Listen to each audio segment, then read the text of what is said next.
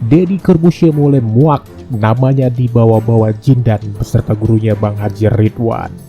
Ya, Deddy Corbuzier mulai muak dengan kasus antara pesulap merah dan Gus Samsudin, dukun palsu berkedok ulama.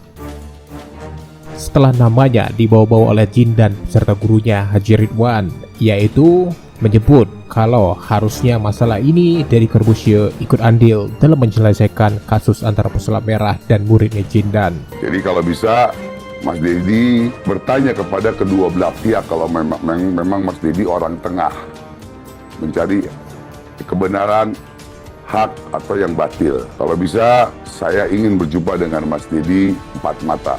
Saya dan akan buktikan ya nanti murid saya Al-Habib Salim Jindan akan buktikan masalah anti tembak dengan soft gun jarak 2 meter dengan penggorengan. Kali ini Deddy Corbuzier mulai benar-benar gerah. Dalam videonya dia berbicara, saya mengikuti kasus ini dari awal sampai sekarang Pak, dan saya dengar pembicaraan Bapak yang ingin menyelesaikan kasus ini dengan cepat sebagai seorang anggota DPR. Nah, saya mau menantang Bapak, Pak. Tolong dah Pak, rakyat tuh udah pusing banget dengan kasus ini Pak. Bener deh, stres gitu Pak dengan kasus ini. Jadi tolong Pak, buktikan sebagai anggota DPR yang terhormat Anda bisa menyelesaikan kasus ini. Mana yang benar Pak? Pesulap merah atau dukun Pak?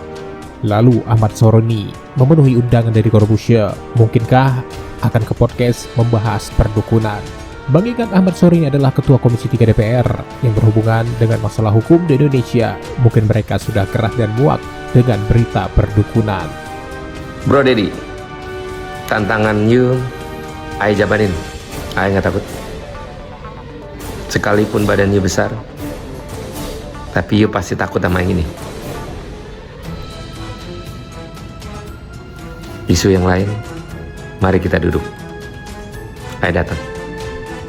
Sementara itu, baru-baru ini dikabarkan Ustadz Dery Sulaiman melaporkan Gus Samsudin ke Majelis Ulama Indonesia atau MUI.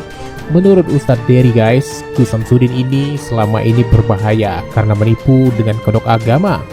Ustadz Dery Sulaiman bahkan menyebut tindakan Gus Samsudin sudah masuk dalam kategori kejahatan. Menggunakan agama untuk menipu, itu tindakan kejahatan. Meski demikian, Ustadz Dery Sulaiman mengaku tidak membenci Gus Samsudin. Ia berharap dengan laporannya ke MUI, pemilik Padepokan Nurjat Sejati itu mengakui kesalahannya. Lantas, apakah MUI yang merespon laporan ini atau hanya didiamkan saja?